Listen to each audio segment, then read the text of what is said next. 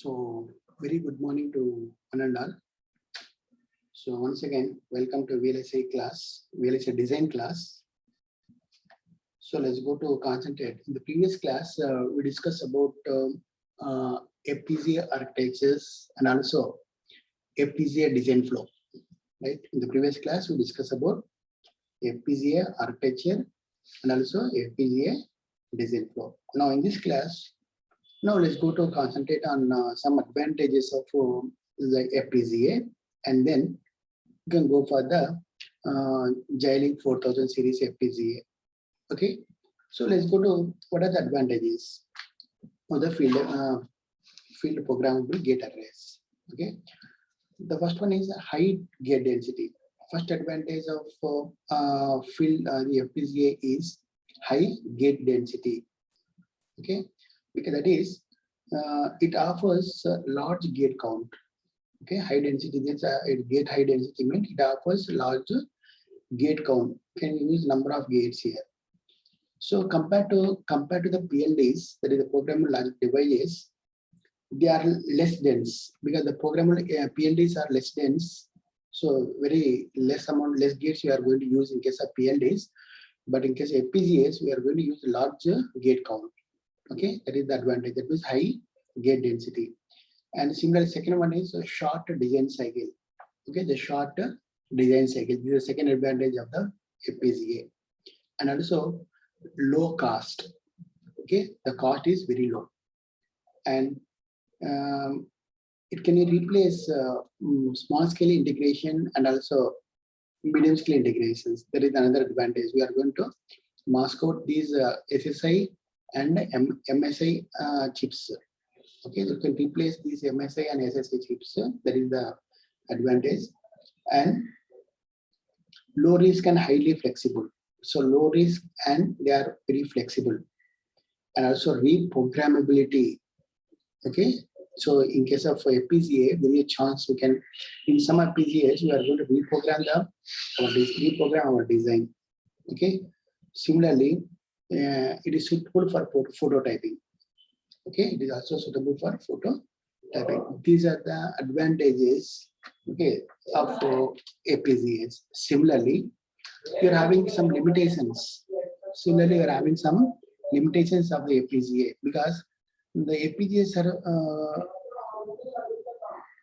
the speed in the FPGA is less.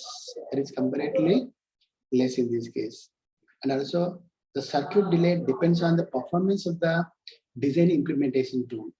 Okay, the circuit, that means the delay, circuit delay depends upon the program performance of the design implementation. What are the tool you are going to use implement in this FPGA? So that depends upon this one. The delay depends upon the performance of the design implementation tool. Okay, so these are the main limitations. So now let's go for the Xilinx. You have a number of series, okay, 3000 series, 4000 series, and 10,000 series, like this you are having. But basically, compared to other, the Xilinx 4000 series FPGA is most widely used. Okay. Now, what are the basic? What are the gates? That is the main Xilinx devices which are incorporated in the Xilinx 4000 series FPGA. So here the number of frequent gates is start from 2000 to 10,000. Okay, number of gates, the equivalent gates. So we are going to use the 2000 up to from 2000 to 10,000 gates. We are going to use. We are going to incorporate it. We are going to design the field effect transistors. That is the FPGAs. Okay. Similarly, in this 4000 series, Xilinx 4000 series, the number of CLBs, there is a configurable logic blocks. Okay, number of configurable logic blocks is varies from 64 to 400. Okay, 64 to 400 because the 4000 series, 4K series, you can call it as a 4K series. So in this 4K series, we are having number of series. So start minimum is 64 CLB and the maximum can go for 400 CLBs we can incorporate in the FPGAs. Similarly, every CLB is having 9 inputs. Okay, every CLB is, we can incorporate, we can use the 9 inputs. We can go for the 4 input, 8 input, or 9, 6, 5, 6, 7 like this. Okay, the maximum is 9 inputs we can use for one CLB. And in one CLB, we can use, we are having 2 flip-flops. Okay, that is also how to consider. So every CLB, we are having 2 flip-flops. And similarly, as you know that the architecture of the FPGA consists of IO blocks. Okay, so number of IO blocks in the XE 4K series is vary from 64 to 240. Okay, it's vary from 64 to 240, and the maximum RAM bits. Okay, maximum RAM bit. Okay, is 1 of 5 variable. Okay, maximum RAM bit is 1. We are having 1 in this case, but it is having 5 variables sometime, and 1 of 4 variables, and also sometimes we go for the 1 of 9 variables also. Okay, so these are the features which are provided in the Xilinx 4000 series. Okay, now what is the block diagram of so block diagram will be same. What is the block architecture will be same, similar to the what type of architecture we have seen in the previous class, the same architecture. But what happen is here we are going to use the number. That's why the number of CLBs and number of flip-flops for CLBs and also number of, they will be different.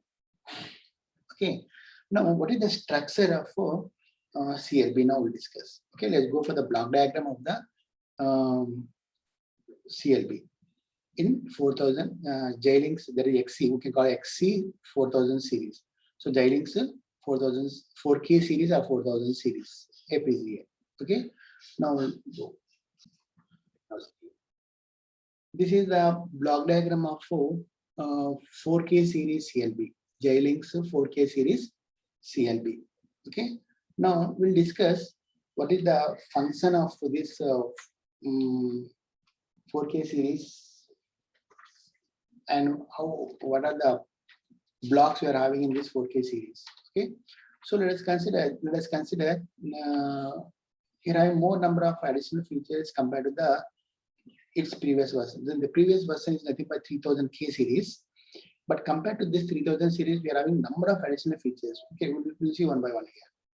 Okay, so now let us see this figure. This is the block diagram of 4K series, Xilinx 4K series of one CLB. Okay, this is nothing but one. This totally it is a one CLB. Okay, so it has 9 logic inputs. Okay, it has 9 logic inputs and 4 outputs. Okay, it has 4 outputs, 9 logic inputs and also 4 outputs. So here the inputs are coming from these. You're having, just observe here, you're having 2 blocks here, F block and also G block. Okay, so the inputs are given to this F block and C blocks here. So the input, basically the inputs are nothing more we can consider as F1, F2, F3, and F4, and also G1, G2, G3, and G4, and also we are having the another input block in this case is H1.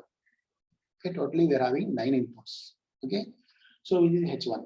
Remember, okay, these are the 9 inputs we are having in this case, and we are having 4 outputs. Okay, we are having 4 outputs in the CLB. One CLB, there is X, Y, okay, X, Y, and the complement XQ and YQ complement, that is the XQ and YQ.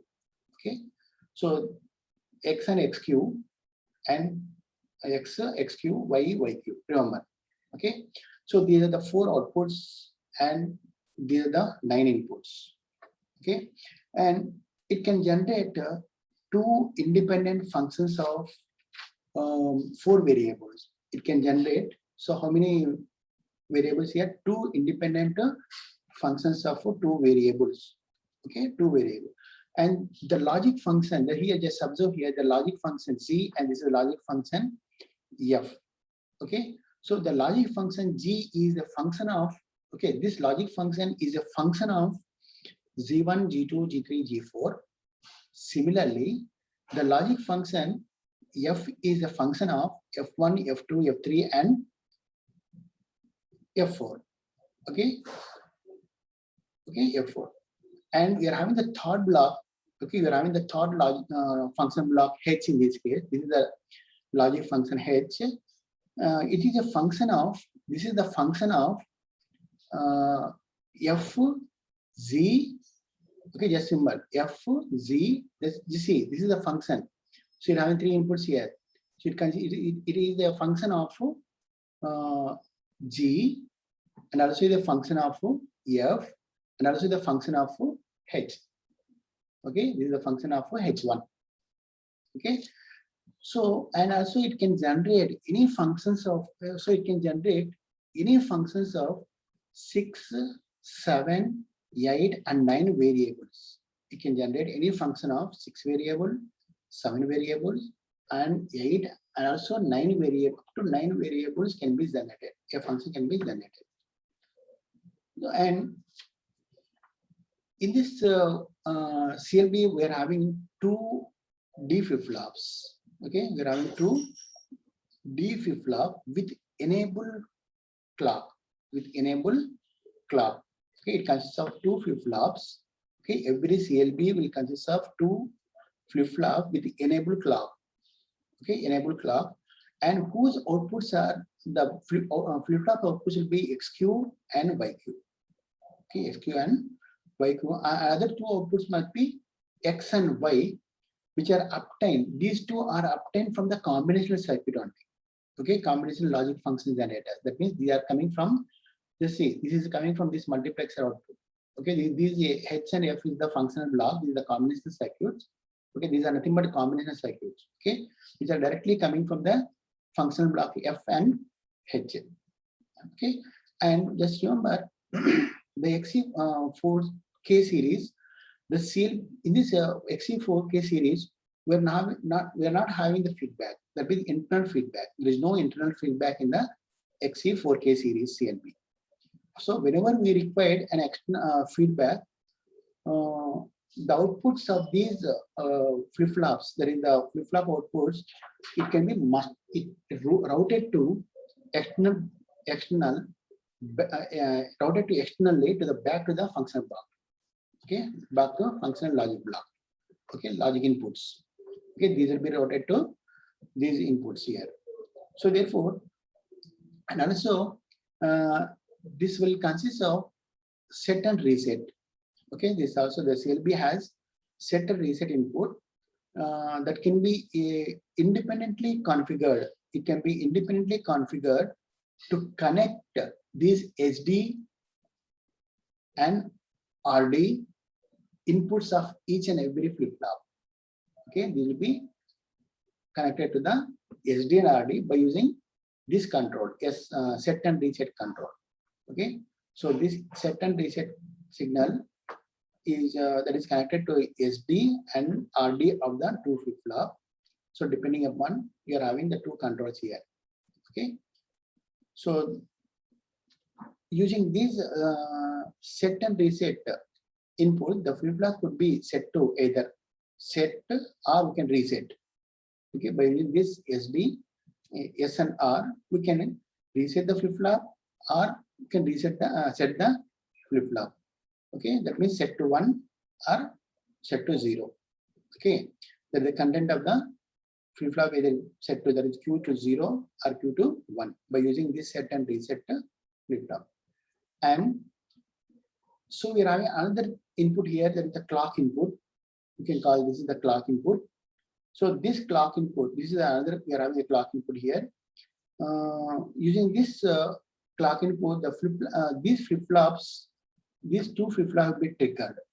Okay, so it may be triggered either leading edge or trailing edge, depending upon that.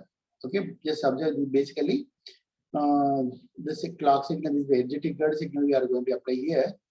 Okay, it may, and this value may be either 0 or 1 depending upon these multiplexers. You can set the multiplexers depending upon the clock signal here.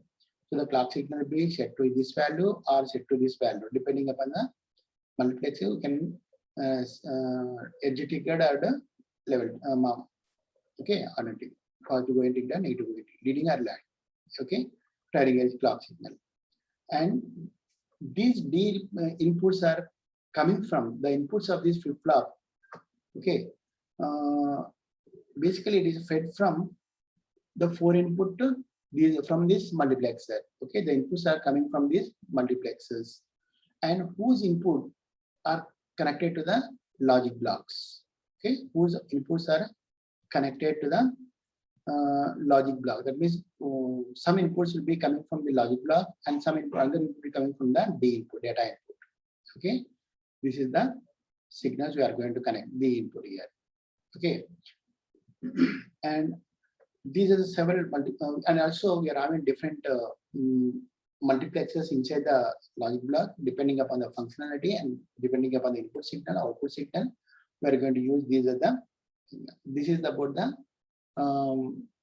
CLP of the XK series, XC4K series. Okay, so remember this point. These are the different types. These are consists of 3 logic blocks in this case and 2 flip flops, and these are the 4 outputs, and we are having total 9, including F2, G, F4, Z, and the heads.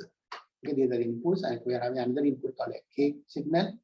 So, and we are having some associative multiplexes also. We are going to incorporate in order to smooth operation. We are going to use the multiplexes in the circuit also. Okay, and not only those CLPs. So you are having a dedicated carry logic circuit also.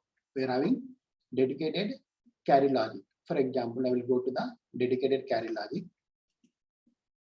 Okay, this is the dedicated carry logic circuit in case of XE4K series J-Link 4K series FPGA. So this is the dedicated carry logic. And what is the function of this dedicated carry logic is? It can provide this basically. This provide a simple implementation.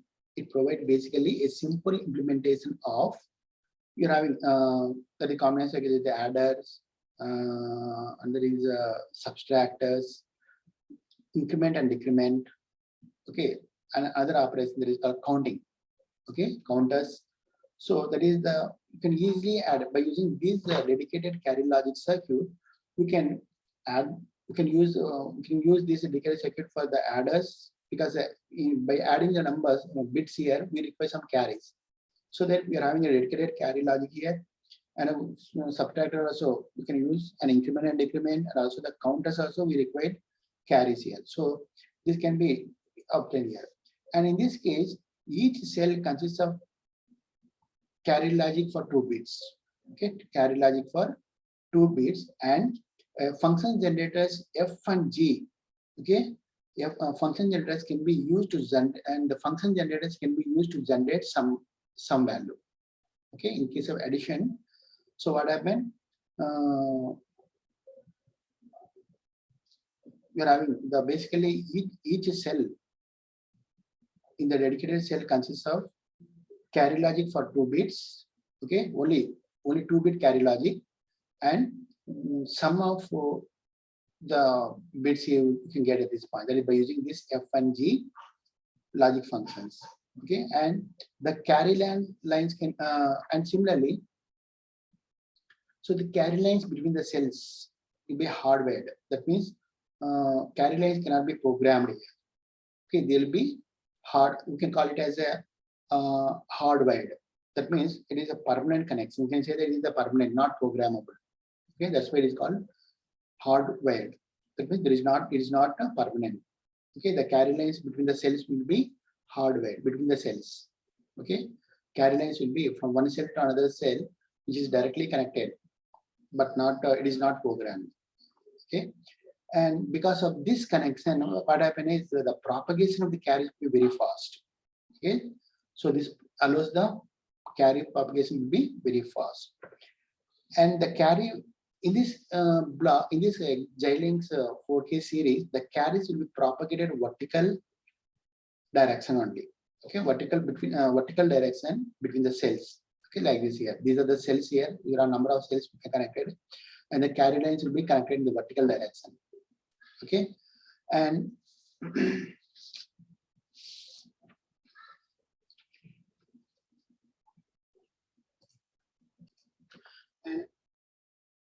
And it can be, that means this carry lines basically in vertical direction between the cells, and it can be propagated upward and downward directions.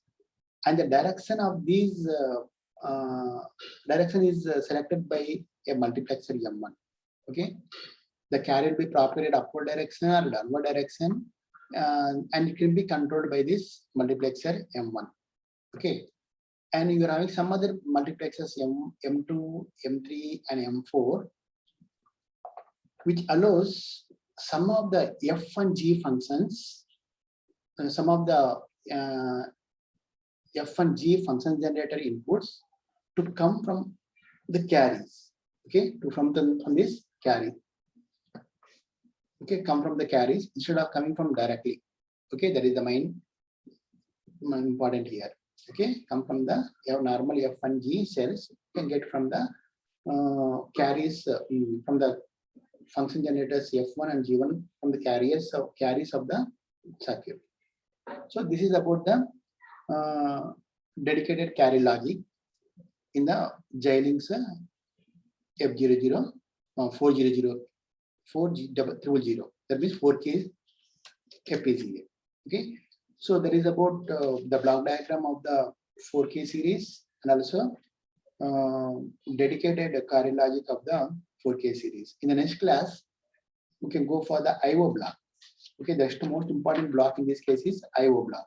So by using these dedicated carry lines, we can implement full ladders. Okay, and also we can implement any number of full ladder, 2-bit full ladder or 4-bit full ladders, and also we can use read-write memory cell by using this CLBs. Okay, it can be possible in this case. Okay, that means we can use the CLB as a RAM also. Okay, that is the main advantages in this case. In the next class, we can go for the input output blocks of XE4000 series, right? Okay, I'm going to stop now.